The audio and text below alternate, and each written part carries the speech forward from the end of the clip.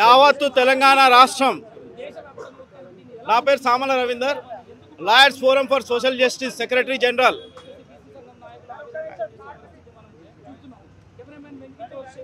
నా పేరు Samala Ravinder, lawyers forum for social justice secretary జనరల్గా మాట్లాడుతున్నాను. ఈరోజు యావత్తు తెలంగాణ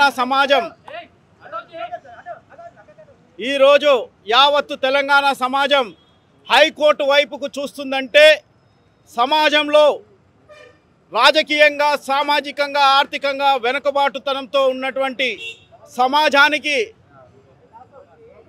పంచాయతీరాజ్ ఎన్నికల్లో కొద్దిపాటు అవకాశం ఇచ్చేందుకు రిజర్వేషన్ సౌకర్యం కల్పిస్తూ 42% రిజర్వేషన్తో స్థానిక సంస్థల ఎన్నికల కోసం రాష్ట్ర ప్రభుత్వం ఇచ్చినటువంటి జీవో నెంబర్ MS-9కు సంబంధించి ఈరోజు విచారణను జరగబోతుంది. అయితే ఉదయం ఈ విచారణ జరుగుతున్నటువంటి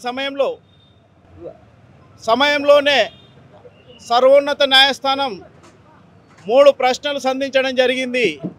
ఒకటి, సుప్రీంకోర్టులో ఉన్నటువంటి కేసు యొక్క పరిస్థితి వివరాల గురించి అడిగి తెలుసుకోవడం జరిగింది.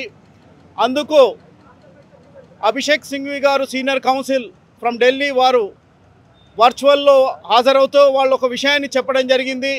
Absolutely dismissed by the honourable supreme court అని చెప్పడం జరిగింది. సుప్రీంకోర్టులో ఉన్నటువంటి కేసును ఈ జీవో MS-9ని రద్దు చేయాలని సుప్రీంకోర్టును ఆశ్రయించినటువంటి పెటిషనర్స్కి ఒక పెటిషన్ని డిస్మిస్ చేయడం జరిగిందని సీనియర్ కౌన్సిల్ గారు హైకోర్టుకు విన్నవించడం జరిగింది. అదేవిధంగా హైకోర్టు వారు ఏజీ గారిని ఒక విషయం అడిగారు, ఇందులో మీరేమైనా కౌంటర్ వేయబోతున్నారా అని. నో అని చెప్పడం జరిగింది. అయితే ఇందులో ఇంప్లీడ్ అయ్యేందుకు పెటిషనర్స్ 28 మెంబర్స్ పెటిషనర్స్ ఇంప్లీడ్ అయ్యేటటువంటి ఇంప్లీడర్స్ ఉన్నారు. ఆ పెటిషన్స్ కూడా ఈరోజు కోర్టు ముందు ఉన్నాయి. ఇవాళ మార్నింగ్ జరిగినటువంటి తొలి ఈ కేసును స్వీకరిస్తున్నటువంటి సందర్భంలోనే హైకోర్టు వారు ఇందులో 3 ప్రశ్నలు సంధించి తర్వాత 12 నుంచి 12:30 మధ్యలో ఈ కేసును వింటామని చెప్పడం జరిగింది. అయితే 28 మంది ఇంప్లీడ్ పెటిషన్స్ కూడా ఉన్నాయి. వాటిని వినాలనేటటువంటిది మేమందరం కూడా కౌన్సిల్స్గా కోర్టు వారిని విన్నవించబోతున్నాం. అదేవిధంగా రిజర్వేషన్ ఏదైతే ఎంపెరికల్ డాటాతో రిజర్వేషన్ని ఇవ్వడం జరిగిందో ఆల్రెడీ షెడ్యూల్ ఇవ్వడం జరిగింది ఎలక్షన్ కమిషన్ అని చెప్పి ఏజీ గారు కూడా కోర్టు దృష్టికి తీసుకురావడం జరిగింది. కోర్టు వారి దృష్టికి ఈ షెడ్యూల్ ఇవ్వడం జరిగింది, ఎన్నికల షెడ్యూల్ ఇవ్వడం జరిగిందని చెప్పడంతో కోర్టు వారు ఈ విషయాన్ని పూర్తిగా విన్న తర్వాతనే 12:30 తర్వాత ఈ కేసుకు సంబంధించినటువంటి ఆర్డర్లు ఏమైనా ఇచ్చే అవకాశం ఉంది. మా యొక్క విజ్ఞప్తి ఏంటంటే యావత్తు సమాజం 42% కోరుకుంటుంది. ఈ విషయంలో ప్రభుత్వం కూడా వారి యొక్క వాదనలు గట్టిగా వినిపించాలని మరోసారి విజ్ఞప్తి చేస్తున్నాం. బీసీ రిజర్వేషన్ల మీద ఇవాళ హైకోర్టులో విచారణ జరుగుతుంది. ఈ విచారణ 12:30కు విచారణ చేస్తామని చెప్పి గౌరవనీయ చీఫ్ జస్టిస్ గారు కూడా ఇప్పటికే ప్రకటించడం జరిగింది. మాకు బీసీ సంఘాలుగా హైకోర్టులో బీసీల పక్షాన బీసీలకు న్యాయం జరుగుతుంది, బీసీలకు 100% ధర్మం ఉంది కాబట్టి, న్యాయం ఉంది కాబట్టి 100% న్యాయం జరుగుతుందనే విశ్వాసం మాకుంది. ఎందుకంటే ఇవాళ ఈ జీవో రాష్ట్ర ప్రభుత్వం విడుదల చేసినటువంటి జీవో 9 అనేది ఇది రాత్రికి రాత్రి ఇచ్చినటువంటి జీవో కాదు. ఇది దేశంలో 1931లో దేశవ్యాప్తంగా కులగణన చేస్తే ఆ తర్వాత స్వాతంత్రం వచ్చినాక కులగణన చేయలే. మొదటిసారి తెలంగాణ రాష్ట్రంలో కులగణన చేశారు. ఆ కులగణన ఆధారంగా ఇవాళ బీసీలు 56.36% అని చెప్పి ఒక ఎంపారికల్ డేటా అఫీషియల్గా రాష్ట్ర ప్రభుత్వం విడుదల చేసింది. ఆ విడుదల చేసిన తర్వాత రాష్ట్ర ప్రభుత్వం వేసినటువంటి డెడికేటెడ్ కమిషన్ ఏదైతే ఉందో ఆ డెడికేటెడ్ కమిషన్ కూడా ఇవాళ ఈ 56.36%లో 42% బీసీలు రాజకీయంగా వెనుకబాటుతనం ఉందని చెప్పి నిర్ధారించిన తర్వాతనే ఇవాళ రాష్ట్ర ప్రభుత్వం అసెంబ్లీలో బిల్లు పెట్టింది. ఆ తర్వాత చట్టం చేసింది. ఇవాళ గొప్పతనం ఏంటంటే అసెంబ్లీలో చట్టం ప్రవేశపెట్టిన సందర్భం లోపల అసెంబ్లీలో ప్రాతినిధ్యం ఉన్నటువంటి కాంగ్రెస్ పార్టీతో సహా బీజేపీ, బీఆర్ఎస్, అదేవిధంగా సిపిఐ, ఎంఐఎం కూడా ఏకగ్రీవంగా ఆమోదం తెలిపింది. ఇప్పుడు ఈ చట్ట రూపంలో వచ్చిన తర్వాత రాష్ట్ర ప్రభుత్వం జీవో నెంబర్ 9 విడుదల చేసింది. ఆ జీవో నెంబర్ 9 మీద ఇవాళ ఏదైతే రెడ్డి జాగృతికి సంబంధించినటువంటి మాధవరెడ్డి, గోపాల్ రెడ్డి అనే వ్యక్తులు ఉన్నారో వాళ్ళు హైకోర్టును ఆశ్రయించడం జరిగింది. ఇలా హైకోర్టును ఆశ్రయించి వాళ్ళు చేసేటువంటి ఆరోపణలు ఏంది, వాళ్ళు చేసే ఆర్గ్యుమెంట్ ఏంటంటే 1992లో ఇందిరాసాని కేసు దేశంలో రిజర్వేషన్లు మొత్తం 50% సీలింగ్ దాటొద్దు, ఆ 50% సీలింగు ఇప్పుడు జీవో నెంబర్ 9 వల్ల దాటుతుంది అని చెప్పారు. కానీ ఆ రోజు ఇచ్చినటువంటి ఇందిరాసాని కేసు వేరు, 2010లో ఇచ్చినటువంటి Krishnamurthy versus of union of government of India case వేరు, అదేవిధంగా మహారాష్ట్ర కేసు వేరు. ఎందుకంటే అప్పుడు బ్రిటిష్ ప్రభుత్వం విడుదల చేసినటువంటి కుల గణాంకాలే ఉన్నాయి తప్ప ఆ కేసు జడ్జిమెంట్ ఇచ్చినప్పుడు దేశంలో కానీ రాష్ట్రంలో కానీ అఫీషియల్గా ప్రభుత్వాలు కుల గణాంకాలు చేయలేదు. కాబట్టి అట్లాంటి రిజర్వేషన్కు వ్యతిరేకమైనటువంటి తీర్పులు వచ్చినాయి. ఇప్పుడు కూడా అదే జడ్జిమెంట్ను పట్టుకొని 50% దాటొద్దు అని చెప్తున్నారు. 50% దాటొద్దని రాజ్యాంగంలో అంబేద్కర్ గారు రాసినటువంటి రాజ్యాంగంలో ఎక్కడ లేదు.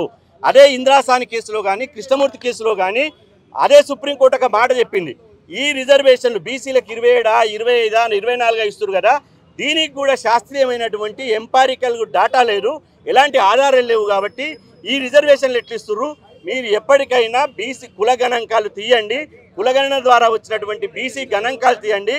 ఒకవేళ బీసీలకు విద్యా, ఉద్యోగ, రాజకీయ రంగంలో సామాజిక రాజకీయ వెనుకబాటుతనం ఉంటే దాని ఆధారంగా రిజర్వేషన్లు పెంచుకోవచ్చని తీర్పిచ్చింది, ఒక మాట చెప్పింది.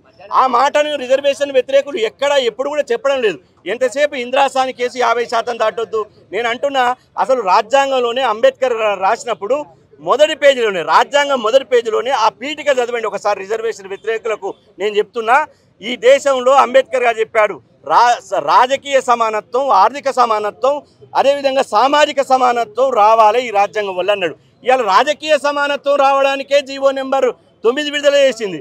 ఆ జీవో నెంబర్ 9 విడుదల చేస్తే ఇవాళ ఎందుకు మీరు అన్యాయంగా మేము తినే కంచంలో మన్ను వస్తున్నారు, మా నోటికాడి ముద్ద గుంజుకుంటున్నారు. మేము అడుగుతున్నా, ఇప్పుడు పోయినటువంటి ఎవరైతే పిటిషన్లు ఉన్నారో వాళ్ళ జనాభా ఎంత? 5%. 5% ఉన్నోళ్ళు 70% పదవులు ఎట్ట పొందుతున్నారు? అదే వార్డు మెంబర్కి వెళ్ళి ముఖ్యమంత్రి ఎట్ట అవుతున్నారు? విద్యా ఉద్యోగాల రంగాల్లో వాళ్ళు ఎట్ట అవుతున్నారు? మరి ఈడబ్ల్యూఎస్ రిజర్వేషన్లు ఎట్లా వచ్చినాయి? 50% సీలింగ్ అనుకుంటే ఈడబ్ల్యూఎస్ రిజర్వేషన్లు 10% వచ్చి 60% ఎట్టయిందని మేము అడుగుతున్నాం. మీకు రిజర్వేషన్లు, అగ్రకులాలకు రిజర్వేషన్లు పెట్టినప్పుడు మాత్రం ఇవాళ 50% సీలింగ్ కనపడదు. బీసీలకు రిజర్వేషన్లు పెట్టినప్పుడు మాత్రమే 50% సీలింగ్ గుర్తొస్తుందా? కాబట్టి 50% సీలింగ్ అనేది ఇప్పుడు లేదు, భారతదేశంలో ఇప్పుడు లేదు. కులగణన జరగకముందు 50% సీలింగ్, కులగణన జరిగిన తర్వాత 50% సీలింగ్ లేదు అనే విషయాన్ని దయచేసి అర్థం చేసుకోవాలి. ఇవాళ ఖచ్చితంగా దీంట్లో మేమందరం ఇంప్లీడ్ అయ్యాం. మేము ధర్మం మా పక్షాన ఉంది, న్యాయం మా పక్షాన ఉంది. ఇది ప్రజాస్వామ్యం.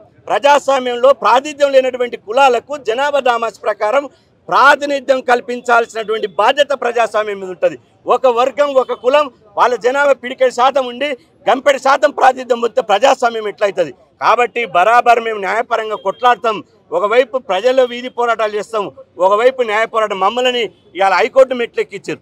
హైకోర్టు దాకా మమ్మల్ని గుంజరు బీసీలను 60% జనాభా ఉన్న వాళ్ళని ఇవాళ హైకోర్టు కాడ మేము అయ్యా దెహి భిక్షాన్ చేయనటువంటి పరిస్థితి వచ్చింది.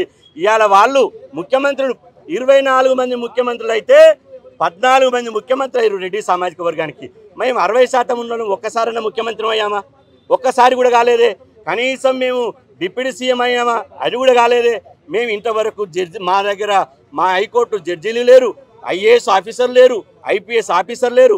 60% ఉంటే మేము 15% కూడా ప్రాతినిధ్యం లేదు. మరి మేము మీ సేవ చేయడానికి ఉన్నామా? మీకు బట్టలు ఉతకడానికి ఉన్నామా? మీకు కుండలు చేయడానికి ఉన్నామా?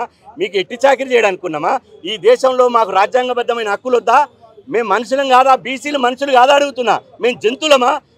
ఈ దేశంలో ఒక పులి కనపడితే పులికి కూడా హక్కులు ఉంటాయి. దాన్ని వన్యప్రాణి కనపడితే విష జంతువు కనపడ్డా దాన్ని క్షేమంగా తీసుకుపోయి అడవి వదిలేస్తారు. ఇవాళ మేము ఇక్కడ బీసీలము, ఇవాళ మనుషులము, ఉత్పత్తి చేసినాము, సేవ చేసినాం, ఈ దేశానికి పట్టాడు అన్నం పెట్టినాం, ఈ దేశానికి ఇవాళ మేము సాధినాం.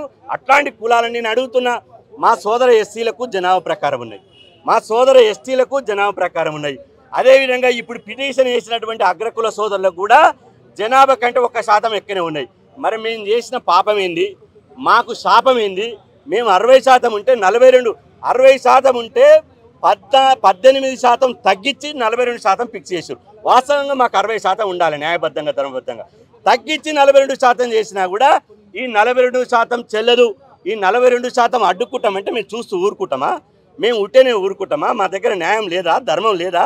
మేము మనుషులం కాదా? ఖచ్చితంగా మేము కడదాకా పోరాటం చేస్తాము. హైకోర్టులో 100% మాకు విశ్వాసం ఉన్నది. మొన్న హౌస్ మోషన్ పిటిషన్ వేసినప్పుడు గౌరవ న్యాయమూర్తి గారు ఒక ప్రశ్న వేశాడు. 50% సీలింగ్ అనేది కేవలం విద్యా ఉద్యోగాల మాత్రమే, ఇది రాజకీయ రంగంలో ఎక్కడ లేదు. విద్యా ఉద్యోగాలు ఎందుకుంది అంటే మెరిట్ దెబ్బతింటుంది, ప్రతిభ దెబ్బతింటుంది కాబట్టి 50% సీలింగ్ ఉన్నది. ఈ రాజకీయ రిజర్వేషన్ల వల్ల మెరిట్ దెబ్బతినదు, ప్రతిభ దెబ్బతినదు, అట్లా ప్రజలు ఓట్లేస్తేనే కదా వచ్చేదని న్యాయమూర్తి గారు అన్నారు. కాబట్టి అన్ని దృష్టిలో పెట్టుకొని మేము పోరాటం చేస్తాం. ఖచ్చితంగా హైకోర్టులో న్యాయం జరుగుతుందని చెప్పి మేము విశ్వసిస్తున్నాం. తెలంగాణ రాష్ట్రంలో బీసీలకి రేపటి నుంచి ఎన్నికలతో పండగ వాతావరణం రాబోతుందని కలలుగన్న వాళ్ళందరిపైన ఒక కేసు ద్వారా నీళ్లు జల్లే ప్రయత్నం చేశారు. సో ఇవాళ పార్టీలకు అతీతంగా బీసీ బిడ్డలంతా పోరాటం చేయాల్సిన సమయం ఆసన్నమైంది. కానీ రాజకీయాల కోసమే, వాళ్ళ పార్టీ ఎజెండాల కోసమే బీసీలంతా కూడా నోరు మూసుకొని ప్లాస్టర్ వేసుకొని ఏమాత్రము ప్రయత్నం చేయకుండా ఉండడాన్ని నేను తీవ్రంగా ఖండిస్తున్నాను. భారతీయ జనతా పార్టీ ఒక వైపు నుంచి మేము మద్దతు చెప్తున్నామని తెలియజేస్తూ, మరి పార్టీ ప్రెసిడెంట్ స్వతహాగా అడ్వకేట్ ఇంప్లీడ్ అవ్వచ్చు, ఎందుకు ఇంప్లీడ్ అవ్వలేదని చెప్పేసి ఈ సందర్భంగా నేను అడగదలుచుకున్నాను. బీఆర్ఎస్ పార్టీ అయితే పూర్తిగా రిజర్వేషన్లకి విరుద్ధము, వ్యతిరేకము అనే విధంగా వాళ్ళు తీసుకున్నటువంటి స్టాండ్ తెలంగాణ సమాజం గమనించాలని తెలియజేస్తున్నాం. మా అన్న సీనన్న చాలా చక్కగా చెప్పినాడు, ఉత్పత్తి వర్గాలు ఉత్పత్తి చేయడమే మా ధర్మమా, మీకు సేవలు చేయడమే మా బాధ్యతనా, ఇదేనా మాకు ఇచ్చినటువంటిది సమాజము, డెమోక్రటిక్ కంట్రీలో డెమోక్రటిక్గా బతకాలని చెప్పినటువంటి దాంట్లో బానిసత్వాన్ని మీరు చెప్పదలుచుకున్నారా అని చాలా నీట్గా చెప్పడం జరిగింది. కాబట్టి అల్టిమేట్గా నిన్నటి నుంచి ఇప్పటి వరకు జరుగుతున్నటువంటి, నేను కొద్దిమంది న్యాయ నిపుణులతో మాట్లాడినటువంటి సందర్భంలో వాళ్ళు ఇచ్చినటువంటి హోప్స్ ఒక్కటే, 100% ఈ బిల్లు పాస్ అవ్వబోతుందని చెప్పడం జరుగుతుంది. 50% స్లాబ్ అనేది ఒక ట్రాష్ మాత్రమే. సో ఎవరైనా ఎప్పుడైనా ఎక్కడైనా కష్టం వచ్చినప్పుడు కోర్టులను ఆశ్రయిస్తారు. కోర్టు ద్వారా ఇవాళ మాకు 100%, 50% స్లాబ్ లేదు, ఎత్తివేయబడ్డదని తెలియజేస్తారని మాకు ఆ విశ్వాసం, నమ్మకం ఉన్నది. ఎందుకనంటే ఎవరమైనా ఒక అడుగు ముందేస్తేనే కదా రెండో అడుగు పడేది. సో ఇవాళ కోర్టు ఇవాళ ఒక చారిత్రకమైనటువంటి ఒక నిర్ణయాన్ని ఇవాళ వెల్లడించినట్లయితే ఇది దేశంలో ఉన్నటువంటి అందరి బీసీ బిడ్డలకు ఒక బెంచ్ మార్క్ అవుతుందని రేవంత్ రెడ్డి గారు ఒక ముఖ్యమంత్రిగా ఈ రాష్ట్రంలో హిస్టరీ క్రియేట్ చేసిన వాళ్ళు అవుతారని ఈ సందర్భంగా తెలియజేస్తున్నాం. కాబట్టి రేవంత్ అన్న చేసినటువంటి ఈ మంచి పనికి, బీసీ వర్గాల కోసం తను చేసినటువంటి ఆలోచనను, ఈ రాష్ట్రంలో తన సామాజిక వర్గంలో ఉన్నటువంటి కొద్ది మంది చేసిన కుట్రలకు రేవంత్ అన్న చేసినటువంటి ఒక మంచి పనిని నీరుగారే ప్రయత్నం జరగబోతుంది. కాబట్టి అలాంటి విషయాలు ఏమైనా ఉంటే మీరు వెనక్కి తగ్గాలని ఈ సందర్భంగా గుర్తు చేస్తున్నారు. ఎందుకంటే ఆ సామాజిక వర్గం బిడ్డ ముఖ్యమంత్రిగా తీసుకున్నటువంటి నిర్ణయాన్ని మీరు వ్యతిరేకించినట్టుగా ఈ చరిత్రలో బీసీ ద్రోహులుగా మిగిలిపోతారని మాత్రం చెప్పదలుచుకున్నాను. 100% ఒక మంచి నిర్ణయం రాబోతుందని మాత్రం చెప్పదలుచుకున్నాను. అన్న, తెలంగాణ జనసమితి పార్టీ తరఫున కోదండరామ్ సార్ గారు మరియు కంతిమోహన్ రెడ్డి గారు మేము ప్రభుత్వం తెచ్చినటువంటి జీవోను సమర్థించు ఇంప్లీడ్ కావడం జరిగింది. ఒక కుట్రపూరితంగా హైకోర్టులో కేసు నడుస్తుండగా మళ్ళీ సుప్రీంకోర్టుకు వెళ్ళిరు. సుప్రీంకోర్టు ఏం చెప్పింది, హైకోర్టులో కేసు నడుస్తుండగా హైకోర్టు ఈ కేసును తేలుస్తుంది, మా దగ్గరికి రావద్దని చెప్పి సుప్రీంకోర్టు కూడా చెప్పడం జరిగింది. స్టే ఇవ్వలేదు. కాబట్టి ఈరోజు స్వతంత్రం వచ్చినటువంటి భారతదేశంలో ఈ 60% ఉన్నటువంటి జనాభాను ప్రజాపాలనలో గౌరవిస్తూ బీసీ డిక్లరేషన్లో రేవంత్ అన్న గవర్నమెంట్లో గౌరవ ముఖ్యమంత్రి 42% రిజర్వేషన్లు తీసుకొస్తే కుట్రపూరితంగా ఈరోజు బీఆర్ఎస్ కానీ బీజేపీ కానీ ఈ రిజర్వేషన్లను అడ్డుకోవడం కోసం ఈరోజు ద్వంద్వ వైఖరి వరకు అవలంబిస్తూ ఉన్నారు. ఆల్రెడీ 34% ఉన్నది, గతంలోనే 8% పెంచారు. కానీ వాటిని ఈరోజు అడ్డుకోవడం కోసం ఈరోజు కేసులు వేసి ఈరోజు కుట్రలు చేస్తూ ఉన్నారు. కాబట్టి ఇక్కడ ఆల్రెడీ జనాభా లెక్కలు జరిగినాయి, జనాభా డాటా ఉంది. కాబట్టి హైకోర్టు ఇప్పుడు తీర్పును మాకు అనుకూలంగా వస్తుందని చెప్పి తెలంగాణ జనసమితి పార్టీగా హైకోర్టు తీర్పును గౌరవిస్తూ ఉన్నాం. మేము అనుకూలంగా ఎదురు చూస్తూ ఉన్నాం. BRS party, Bharatiya Janata party BC సంబంధించిన రిజర్వేషన్ విషయంలో 42% సంబంధించి ఇప్పటి వరకు హైకోర్టులో ఆర్ కృష్ణయ్య గారు తప్ప బీఆర్ఎస్ పార్టీ నుంచి కానీ భారతీయ జనతా పార్టీ నుంచి కానీ ఒక్కరు కూడా ఇంప్లీడ్ కాలేదంటే చాలా స్పష్టంగా Bharatiya Janata party, BRS party బీసీల రిజర్వేషన్ పెరగొద్దని చెప్పి చాలా స్పష్టంగా కోరుకుంటున్న కనపడతా ఉంది.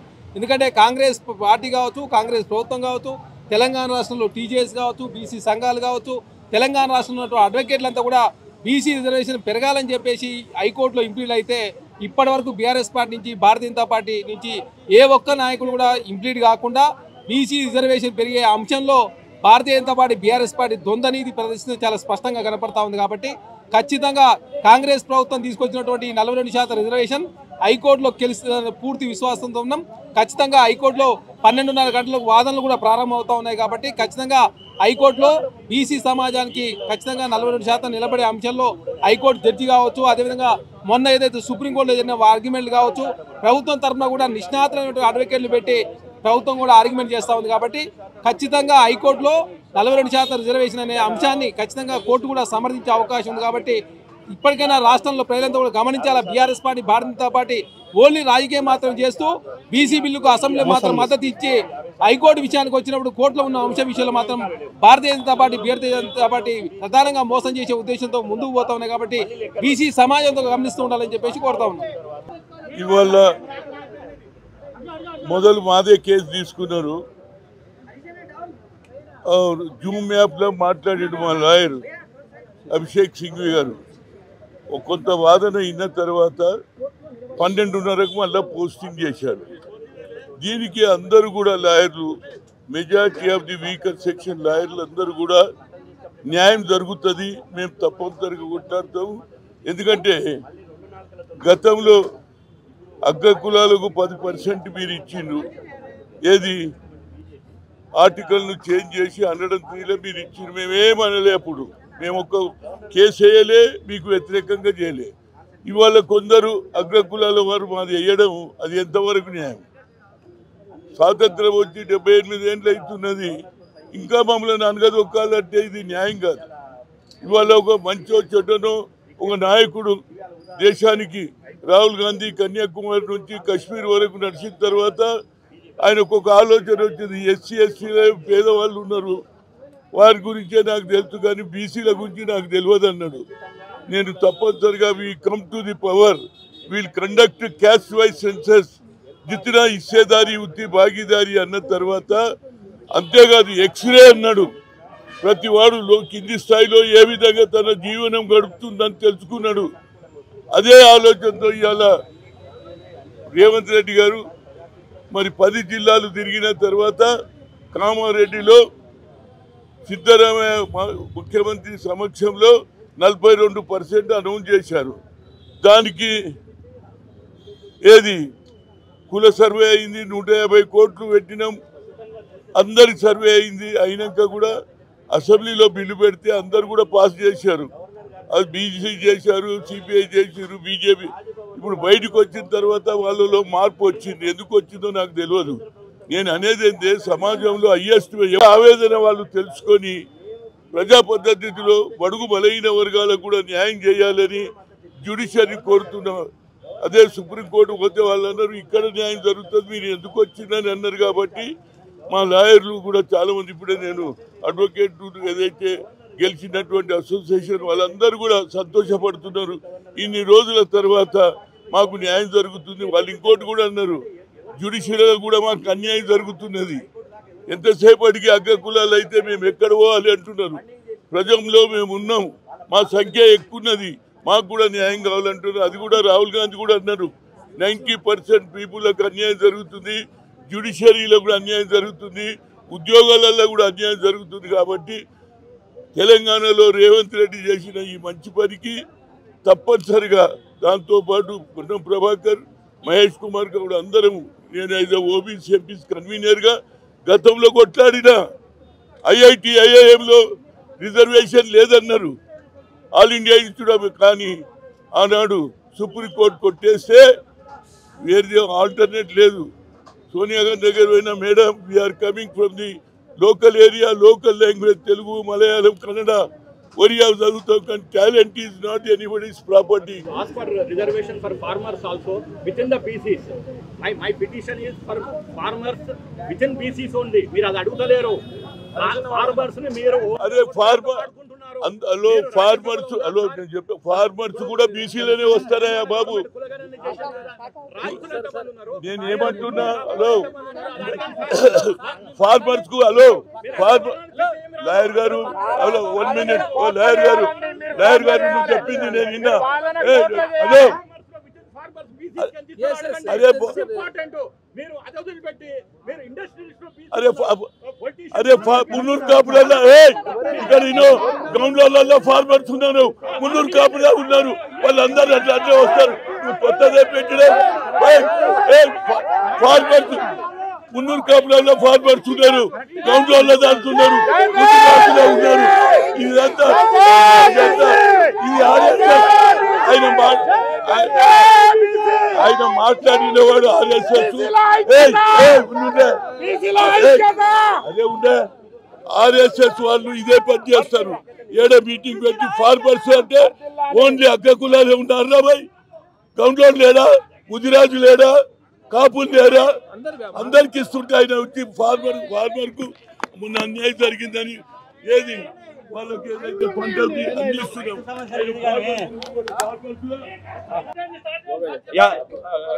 Good morning. Good morning. నా పేరు పాదూర్ శ్రీనివాస్ రెడ్డి, అడ్వకేట్ ని. మేము ఈ 42% రిజర్వేషన్స్ ఏదైతే బీసీలకు ఇవ్వాలని తెలంగాణ గవర్నమెంట్ చెప్పిందో దాన్ని మేము సమర్థిస్తున్నాను. నేను ఫస్ట్ స్టేట్మెంట్ క్లియర్ గా చెప్తున్నాను, మేము 42%కి వ్యతిరేకం కాదు, సమర్థిస్తున్నాను. మా పిటిషనర్ డి విజయపాల్ రెడ్డి గారు, federation of farmers association for Telangana, నిన్న మేము ఇంప్లీడ్ పిటిషన్ వేశాము. మా ఇంప్లీడ్ లో ప్రేయర్ ఒకటే, ఏంటిది అంటే ఇప్పటిదాకా ఫార్మర్స్ కి ఎలాంటి రిజర్వేషన్ లేదు. సరే వర్టికల్ రిజర్వేషన్, హారిజాంటల్ రిజర్వేషన్ అంటే చాలా టైం పడుతుంది కాబట్టి ఇప్పుడు ఈ 42%లో ఎంత మీరు ఏ కులానికి ఏ కేటగిరీ ఏబిసిడిఈలో ఫార్మర్స్కి ఎంత ఇస్తారు? ఇప్పుడు నేను ఒకటే అడుగుతున్నా, మా ఇంప్లీడ్ పిటిషన్లో తెలంగాణ గవర్నమెంట్ ఏమంటుంది, మీ కులగణన చేశాము, ఎన్యూమరేటర్ పెట్టాము, మా దగ్గర పూర్తి సమాచారము వాళ్ళ education, employment, లైవ్లీవుడ్స్, economic, social, political మీద ఉందన్నారు. నేను ఒకటి చెప్తున్నాను, మీరు ఏం చేస్తారు అంటే ఒక 12,000 గ్రామ పంచాయతీలు ఉన్నాయి. అందులో కులం వైజ్ ఎంతమంది ఫార్మర్స్ ఉన్నారు, రెడ్లలో ఎంతమంది ఉన్నారు, బీసీలలో ఎంతమంది ఉన్నారు, ఎస్సీలు ఎంతమంది ఉన్నారు, ఎస్టీలు ఎంతమంది, వాళ్ళకి ఓవరాల్గా వర్టికల్గా వాళ్ళకి ఇచ్చే 42%లో ఒక 5% బీసీలకి బీసీ ఫార్మర్స్కి ఇవ్వండి, ఎస్సీ ఫార్మర్స్కి ఇవ్వండి, వాళ్ళకి వచ్చే కేటగిరీలు ఎస్టీ ఫార్మర్స్కి ఇవ్వండి. 78 సంవత్సరాల స్వాతంత్రములో వాళ్ళు అక్కడే ఉన్నారు. ఇవాళ 3 లక్షల మంది సూసైడ్ చేసుకుంటున్నారు. ఏ ఒక్కరు కూడా దేశము స్వాతంత్రం కోసం సూసైడ్ చేసుకోలే, కానీ తెలంగాణ కరావాలని సూసైడ్ చేసుకుంటారు. వాళ్ళని ఈ ప్రభుత్వాలు విస్మరించినాయి, గత ప్రభుత్వం ఈ ప్రభుత్వం. అట్లనే 3 లక్షల చావులని ప్రభుత్వాలు శవయాత్రలు చేసి వాళ్ళ సమస్యలకి మేము ఏదో రైతు బంధు, రైతు భరోసా ఇస్తాము అంటున్నారు. కానీ వాళ్ళ పిల్లలకి, భావి తరాలకి చదువు చెప్పించి, విద్య ఇచ్చి, ఉపాధి ఇచ్చి, రాజకీయంగా వాళ్ళ ఎదుగుదలకి ఈ రిజర్వేషన్ తోడ్పడ్డ నాడే ఈ దేశము అన్నదాత సుఖీభోవో, ఇంకోటి వాళ్ళ అన్నదాతనే కాదు భాగ్యదాత. కాబట్టి నేను ఒకటే వినిపించుకుంటున్నా, అది జాతీయ పార్టీ అయినా, బీజేపీ అయినా, ఇక్కడ రూలింగ్ పార్టీ అయినా, కాంగ్రెస్ అయినా, బీఆర్ఎస్ అయినా, ఇంకే పార్టీ అయినా, మీరు డిమాండ్ చేయవలసింది ఏంటి అంటే అది కోర్టులు చూసుకుంటాయి. 50% పైన ఇస్తుందా, 69% తమిళనాడు ప్రకారం ఇస్తుందా, అది కోర్టులు చూసుకుంటాయి. కానీ మీరు ప్రజాప్రతినిధులుగా డిమాండ్ చేయవలసింది ఏంటి అంటే, మనం రోజు ఈ అన్నదాత పెట్టే తిండి తింటున్నాము, వాళ్ళ కోసం ఏ ఒక్క గొంతు కూడా రిజర్వేషన్స్ అడుగుతలేదు. కాబట్టి ఇది తెలంగాణ నుంచే స్టార్ట్ కావాలి, మా పిటిషన్ నుంచే స్టార్ట్ కావాలి. We demand reservation for farmers within the caste and within the community and within the category. ఈ డిమాండ్ అన్కాన్స్టిట్యూషన్ అని నన్ను ప్రూవ్ చేయమనంటే నేను సూసైడ్ చేసుకుంటా. అప్పటిదాకా నా డిమాండ్ ఉంటుంది. నా మీద ఎలాంటి దాడులు జరిగినా, భౌతిక దాడులు జరిగినా ఈ ప్రభుత్వమే కారణము. ఒకవేళ నేనేమన్నా ఎక్కడ తప్పిపోయినా ఈ ప్రభుత్వమే కారణము. నా demand is not just for me, నా ఒక కులానికే కాదు, అందరు ఫార్మర్స్కి వాళ్ళ కేటగిరీలో. ఇందాక ఎవరు అన్నారు మీ ఈడబ్ల్యూఎస్లో 10% ఇస్తారా, నేను రెడ్డిగా పుట్టాలని నేనేమి కాలేదు. భర్త అనేది ఏ దేశంలో పుడతాము, ఏ వరకు తల్లిదండ్రులు అవుతామో తెలియదు. అట్లీస్ట్ చావు తెలుసు, మనం ఎప్పుడు చస్తామో అనేది డిసైడ్ చేసుకోవచ్చు. కానీ ఎవరు ఎక్కడ ఏ కులంలో పుడతారో తెలియదు. నేను రెడ్డిగా పుట్టినందుకు గర్విస్తున్నాను, కానీ రైతుల గురించి కొట్లాడుతున్నా. అందులో ఎస్సీలు ఉన్నారు, బీసీలు ఉన్నారు, మైనార్టీస్ ఉన్నారు, మహిళలు ఉన్నారు, యూత్ ఉన్నారు. కాబట్టి మై డిమాండ్ జెన్యూన్ డిమాండ్ అనుకుంటున్నా. ఈ రోజు నుంచి ఈ డిమాండ్ని ఒక రాజకీయ వేదిక మీద తీసుకెళ్తాము. అవసరం ఉంటే ఈ దేశంలో పార్టీలు పుట్టాయి, అవి కులాల పేరు మీద పుట్టాయి, మతాల పేరు మీద పుట్టాయి. కానీ ఒక స్వచ్ఛమైన party Kisan, all India Kisan party start చేస్తాం. డిమాండ్స్ అడుగుతాం. First demand is demand for farmers. I'm BTech with MBA, LLB, LLM and PhD. నాకన్నా చదువుకున్న మేధావి తెలంగాణలే కాదు ఈ భారతదేశంలో లేడని కోరుకుంటున్నా. నేను ఒక కార్పొరేట్ జాబ్ వదిలేసి నా సాలరీ 1.5 crores to 2 crores ఉన్న సాలరీని వదిలేసి ప్రజా జీవితంలోకి వచ్చాను. కానీ నేను ఈ ఫార్మర్స్ కోసం కొట్లాడుతా. ఈ ఫార్మర్స్ బతుకుల్లోకి విద్యని, ఉపాధిని, రాజకీయ చైతన్యాన్ని తీసుకురావడానికి నా శేష జీవితం I'm 55. I will dedicate my rest of my life only for farmers demand. జై జవాన్, జై కిసాన్, జై జవాన్, జై కిసాన్. భారత్ మాతా కీ జై, భారత్ మాతా కీ జై, భారత్ మాతా కీ జై. మీరు కూడా మీడియా, రాజకీయ నాయకులు, స్టూడెంట్స్, లాయర్స్, అడ్వకేట్స్, ఎంతో మంది రాజకీయ మనకు వ్యవసాయ కుటుంబం నుంచి వచ్చాము. నేను రేవంత్ రెడ్డి గారు కూడా అప్పీల్ చేస్తున్నా. సార్, మీరు కొండారెడ్డిపల్లి నుంచి వచ్చారు, ముఖ్యమంత్రి అయ్యారు. అట్లా ఎంతో మంది ఫార్మర్స్ వివిధ కులాల నుంచి, అది ఎస్సీ కావచ్చు, ఎస్టీ కావచ్చు, బీసీ కావచ్చు, వాళ్ళకి రావాలి. మీరు వచ్చి చదువుకొని ఏవీ కాలేజీలో డిగ్రీ చదివారు కాబట్టి మీరు బంజారాహిల్స్లో, జూబ్లీహిల్స్లో ఉండబట్టి మీరు ముఖ్యమంత్రి కాగలిగారు. కానీ 75 సంవత్సరాలు మన ఈ స్వాతంత్ర భారతదేశంలో అక్కడనే ఉండిపోయారు వాళ్ళు. ఆ కొండల్లో, కోనల్లో, అడవుల్లో, ఊళ్ళల్లో, పల్లెల్లో, తండల్లో ఈ ఫార్మర్స్ ఉండి వాళ్ళు జీవితాలు 3 తరాలు 4 తరాలు వ్యవసాయం చేసుకుంటూ ఉన్నారు. ఎప్పుడో ఆ పురుగుల మందు తాగి లేకుంటే ఆ చెట్టు కూరేసుకొని వస్తున్నారే కానీ వాళ్ళకి ఏ ఒక్కడు కూడా ఈ దేశంలో ఫార్మర్స్కి రిజర్వేషన్ ఇవ్వాలని సోయలేదు. కాబట్టి my friends, my demand is genuine. రాజకీయంగా ఈ డిమాండ్ పాసిబుల్ అవుతుంది. ఈ జీవో ఇచ్చినట్టే ఈ 42% కూడా ఒక 5% ABCDEకి ఒక్కొక్క శాతం తెలంగాణ ప్రభుత్వం స్టార్ట్ చేయాలని కోరుకుంటున్నాను. Thank you very much. Any questions I'm here to take.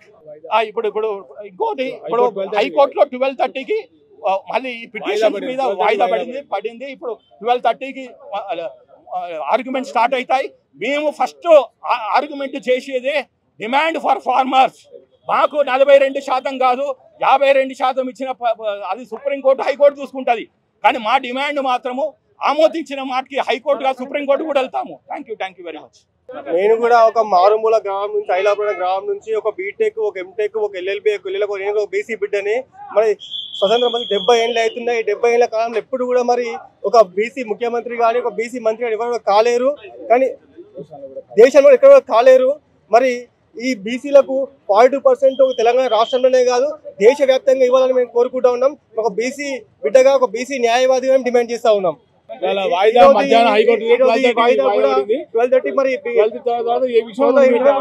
మనకు ఆర్డర్ వస్తూ ఉంది. అంతవరకు వేసి చూద్దాం. 12:30 తర్వాత మనకి ఏ విషయం తెలుస్తుంది. ఇప్పటికైతే వాయిదా వేశారు. రైట్, ధన్యవాదాలు మేడం. హైకోర్టులో బీసీలకు న్యాయం జరుగుతుందని 100% మేము విశ్వాసంతో ఉన్నాం. 100% మేము విశ్వాసంతో ఉన్నాం. ఎందుకంటే ఇవాళ తెలంగాణలో శాసనం ద్వారా ఇవాళ చట్టం చేయబడినటువంటి జడ్జిమెంట్ ఇది. ఈ శాసనం ద్వారా అంటే జీవో నెంబర్ 9 తీసి ఆ 9 హైకోర్టుకు పోయినా, సుప్రీంకు పోయినా ఇంతవరకు స్టే ఇవ్వలేదు. ఈ యొక్క రిజర్వేషన్లు అనేది రాత్రికి రాత్రి వచ్చినటువంటి జీవో కాదు. ఇది గత 22 నెలలుగా డెడికేటెడ్ కమిషన్ వేశారు, ఆ తర్వాత కులగణన చేశారు, ఆ తర్వాత నిపుణుల కమిటీ వేశారు, ఆ తర్వాత అసెంబ్లీలో బిల్లు పెట్టారు, ఆ తర్వాత చట్టం చేశారు. ఈ ప్రక్రియ మొత్తం కంప్లీట్ అయినాక మాత్రమే ఇవాళ డెడికేషన్ కమిషన్ ద్వారా మొత్తం 56.36% బీసీలు ఉన్నారంటే అందులో 42% బీసీలు రాజకీయంగా వెనుకబడి ఉన్నారని చెప్పి నిర్ధారించిన తర్వాతనే ఈ జీవో నెంబర్ 9 విడుదలైంది. కాబట్టి ఇప్పుడు ఎవరైతే కోర్టుకు పోయినటువంటి రెడ్డి జాగృతి వాళ్ళు ఉన్నారో, గతంలో 1992లో ఇందిరాసాని కేసులో సుప్రీంకోర్టు జడ్జిమెంట్ 50% రిజర్వేషన్లు దాటొద్దనే ఒక జడ్జిమెంట్ ఉన్నది. ఆ జడ్జిమెంట్ను వైలేషన్ చేసి తెలంగాణ రాష్ట్ర ప్రభుత్వం ఇప్పుడు ఈ రిజర్వేషన్ అమలు చేస్తుందని చెప్పి ఇచ్చారు. కానీ అది 1992 తర్వాత తెలంగాణ రాష్ట్రంలో కులగణన జరిగింది. అఫీషియల్గా రాష్ట్ర ప్రభుత్వం దగ్గర ఒక ఎంపారికల్ సైంటిఫిక్ డేటా ఉంది. ఈ డేటానే ఇవాళ కోర్టు ముందుంచబోతున్నాం. ఈ డేటా ప్రకారమే సుప్రీంకోర్టు కూడా చెప్పింది 1992లో కానీ కృష్ణమూర్తి కేసులో కానీ ఒకవేళ రాష్ట్ర ప్రభుత్వాల దగ్గర కనుక ఎంపారికల్ డేటా సైంటిఫిక్గా ఉంటే ప్రత్యేక పరిస్థితుల్లో రిజర్వేషన్లు పెంచుకోవచ్చని సుప్రీంకోర్టు చెప్పింది. ఇది ఒక వాల్యుబుల్ అయినటువంటి చట్టబద్ధమైనటువంటి కొట్లాడడానికి మాకు అవకాశం ఉంది. రెండోది, గత ప్రభుత్వం కేసీఆర్ ప్రభుత్వంలో ఎస్టీలకు 10%, 6% నుంచి 10% రిజర్వేషన్ పెంచింది. అప్పుడు కూడా గవర్నర్ అసెంట్ ఇవ్వలే. కానీ 6% ఉన్నటువంటి రిజర్వేషన్లు 10% పెరిగినాయి. ఆ కోర్టు కొట్టేలే. ఇప్పుడు కూడా కేంద్ర ప్రభుత్వం పంచాయతీరాజ్ రిజర్వేషన్లు విద్యా ఉద్యోగాల్లో మాత్రం కేంద్ర ప్రభుత్వం పెంచాలి. పంచాయతీరాజ్ లోకల్ బాడీ ఎన్నికల్లో మాత్రం రాష్ట్ర ప్రభుత్వాలు పెంచుకునే అధికారం ఉందని కేంద్ర ప్రభుత్వం ఇచ్చింది. కాబట్టి ఇన్ని చట్టబద్ధమైనటువంటి ఎవిడెన్స్ ఆర్గ్యుమెంట్స్ ఉన్న తర్వాత ఇలా రిజర్వేషన్లు కొట్టేస్తారని మేము అనుకోవడం లేదు. ఎందుకంటే మేము 60% ఉంది జనాభా. 60% ఉంటే అవకాశాలు కూడా ఉన్నాయి. స్టే ఇప్పుడు ఆల్రెడీ ఎన్నికల నోటిఫికేషన్ ఇచ్చారు. గతంలో ఎన్నికల నోటిఫికేషన్ ఇచ్చినటువంటి సందర్భంలో ఎవరు స్టే ఇవ్వలేదు. ఇలా ఎన్నికల నోటిఫికేషన్ ఇచ్చారు. ఆ తర్వాత చట్టబద్ధమైనటువంటి ప్రక్రియ జరిగింది, పూర్తయింది. 42% రిజర్వేషన్ ఇచ్చినాక స్టే ఎట్లు ఇస్తారు? ఇవ్వరు కదా. ఇవ్వరని మేము అనుకుంటున్నాం. న్యాయం మా పక్షాన ఉంది, ధర్మం మా పక్షాన ఉంది. కాబట్టి ఖచ్చితంగా చివరి వరకు మేము కోర్టులో పోరాటం చేస్తాం. అసలైన తొలి వెలుగు. ఫాలో వాట్సాప్ @తొలి వెలుగు official.